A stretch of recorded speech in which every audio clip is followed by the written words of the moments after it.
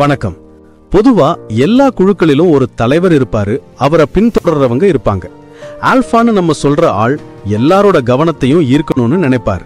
பீட்டாவோ மத்தவங்க கிட்ட இருந்து அங்கீகாரம் கிடைக்காதான்னு போராடுவார். ஆனா இவங்க நடுவுல ஒருத்தர் இருக்காரு. இந்த ஆட்டத்தோட விதிமுறைகள் எதையுமே அவர் மதிக்க மாட்டாரு.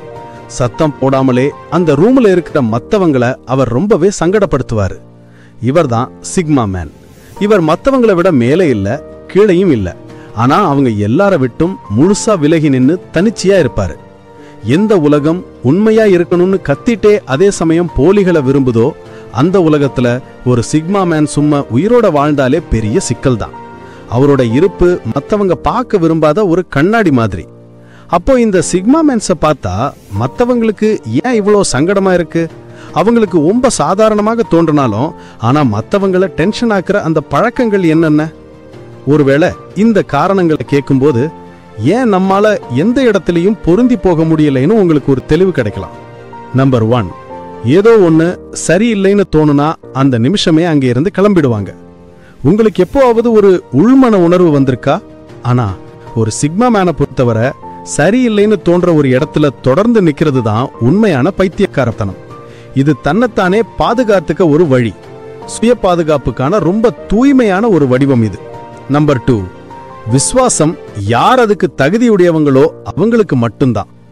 நிறைய பேரு நண்பன், குடும்பம், விசுவாசம்னு எல்லா வார்த்தைகளையும் ரொம்ப சாதாரணமா பயன்படுத்திடுவாங்க. ஆனா சிக்மா மேன்ஸை பொறுத்தவரை தகுதி இருக்குன்னு நிரூபிச்சவங்க கூட எவ்வளவு கஷ்டமான சூழ்நிலையா இருந்தாலும் ஒரு பாறை மாதிரி உறுதியா நிப்பாங்க. நம்பர் 3, போலியான எனர்ஜியும் ஆழமில்லாத ஆட்களும் இவங்களை ரொம்ப சோர்வடைய செஞ்சிடும். உடல் அளவுல எந்த வேலையும் செய்யாமலே சில பேர் கூட பேசி முடிச்சதுக்கு அப்புறம் உங்களுக்கு ரொம்ப டயர்டா ஃபீல் ஆகியிருக்கா? இது ஒரு பில்டப் இல்ல, அவங்க உயிர் வாழ்றதோட பிரச்சனை. உண்மையா இருக்கிறவங்க கூட இருக்கிறது சுத்தமான காத்து சுவாசிக்கிற மாதிரி. ஆனா போலியான எனர்ஜிக்கு நடுவுல இருக்கிறது மெதுவா மூச்சு திணறி சாகல மாதிரி. இந்த எனர்ஜி ட்ரைனிங்க பத்தியும் இந்த மூச்சு திணறல பத்தியும் சொல்லும்போது இந்த ஃபீலிங் நமக்கு சுத்தி இருக்கிற போலியான ஆட்கள் கிட்ட இருந்து மட்டும் வர்றதில்ல. நிறைய ஆண்களை பொறுத்தவரை இது அவங்க மனசுக்குள்ள நடக்கிற ஒரு தனிப்பட்ட போர். போதை படங்கள், சுய இன்பம் போன்ற பழக்கங்களுக்கு அடிமையாகி இருக்கிறதுக்கு எதிரான ஒரு போராட்டம். இது உங்க உண்மையான சக்தி, உங்க மதிப்புள்ள கவனம், உங்க தன்னம்பிக்கை எல்லாத்தையும் கொஞ்சம் கொஞ்சமா தினசரி அரிச்சு தின்னும். மத்தவங்க முன்னாடி நடிக்கிறப்போ என்ன ஃபீல் ஆகுமோ அதே மாதிரி இந்த பழக்கமும் உங்களையும் உண்மை இல்லாதவரா மாற்றிடும். ஆனா ஒரு சிக்மா மேன் தவறான சூழ்நிலைகள்ல இருந்து தைரியமா நடந்து வெளியே வர்ற மாதிரி நீங்களும் உங்க சக்தியை திரும்ப பெற ஒரு முடிவை எடுக்கலாம். அதுக்காக தான் நாங்க சுப்பீரியர் மென் பில்டிங் ப்ரோக்ராமை உருவாக்கி இருக்கோம். இது வெறும் தியரி இல்ல, 6 வருஷத்துக்கும் மேலான என்னோட சொந்த அனுபவத்துல இருந்தும் இதுவரைக்கும் 3000க்கும் மேலான பேரோட வாழ்க்கையை முழுசா மாத்தின ஒரு சக்தி வாய்ந்த சிஸ்டம் இது. இந்த அடிமைத்தனத்தை உடைச்சி நீங்க எழுந்த சக்தியையும் கவனத்தையும் திரும்ப பெற, உண்மையான தன்னம்பிக்கையை கட்டி எழுப்ப இதுதான் உங்களுக்கு இருக்கிற மிகச்சிறந்த வாய்ப்பு. இன்னொரு நாள் கூட இந்த பழக்கம் உங்களை ஆள அனுமதிக்காதீங்க. இப்பவே இந்த வீடியோவோட டிஸ்கிரிப்ஷன்ல இருக்கிற லிங்க்லயோ இல்லனா பின் பண்ண கமெண்ட்லயோ கிளிக் பண்ணுங்க, ப்ரோக்ராம்ல ஜாயின் பண்ணுங்க. நீங்க யாராகணும்னு ஆசைப்பட்டீங்களோ அந்த சுப்பீரியரான ஆளா மாறுற ஜேர்னியை நம்ம இன்னைக்கே ஆரம்பிக்கலாம். சரி, நம்ம டாபிக்கு திரும்ப வருவோம். அடுத்த பாயிண்ட்டுக்கு போகலாம்.